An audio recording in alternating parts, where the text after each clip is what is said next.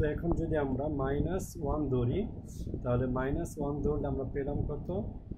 এখানে পেলাম হলো -3 পাই বাই, এখানে -3 পাই/2 পেলাম। আরেকটা হলো এই জায়গায় যদি বসাও মাইনাস, তাহলে এখানে আসতেছে n বসালে -2 পাই পাই, দ্যাটস মিন -3 পাই। তো এখানে আসবে হলো -3 পাই। তো -3 পাই যেটা পেলাম আমরা, এখন এই ভ্যালুগুলো আমরা ক্যালকুলেটরে বসাবো।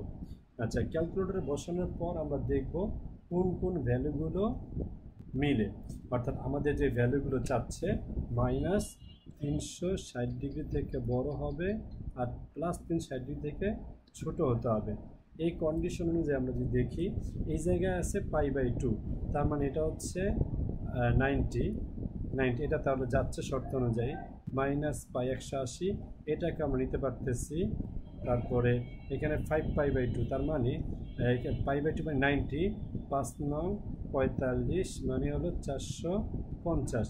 তাই আবার 450 এটা আমরা নিতে পারতেছি না। এখানে আবার 180, এটাও আমরা নিতে পারতেছি।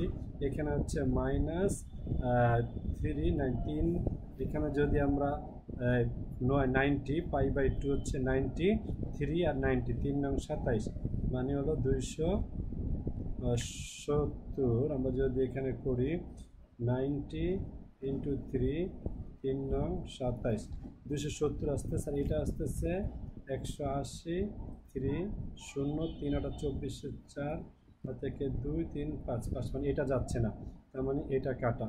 তাহলে আমাদের শর্ত অনুযায়ী আমাদের মান আসবে, শর্ত অনুযায়ী নির্ণয় সমাধান। শর্ত অনুযায়ী নির্ণয়ের সমাধান আমরা পাবো হলো পাই/2 পাই, তারপরে +পাই -3 পাই/2। আমরা এই 4টা আনসার দিয়ে দেব। Thank you.